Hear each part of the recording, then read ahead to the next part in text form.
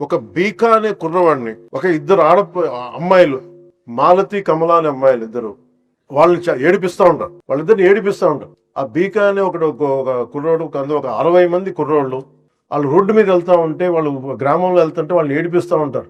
మీకు చదువులు ఏంటి అది ఇది అని చెప్పి వాళ్ళు కూర్చుంటే వాళ్ళని ఏడిపిస్తూ ఉంటే, ఆ మాలతి అనే యాక్చువల్లీ కథానాయకు కోపం వస్తుంది. చిన్నపిల్ల కోపం వచ్చినప్పుడు, నేను తలుచుకుంటే నేను మట్టిలో కలిపేస్తానని అంటాను. అంటే వాళ్ళందరూ కుస్తీ యోధులు వాళ్ళందరూ. అంటే నువ్వు ఆడపిల్ల నువ్వేం చేస్తావు అంటే, ఆ అమ్మాయి స్కూల్ ఈ లోపల గొడవ జరగబోతుంది, ఈ లోపల పెద్ద మాస్టర్ వచ్చి స్కూల్ మాస్టర్ వచ్చేస్తే మళ్ళీ గొడవ ఆగిపోదు.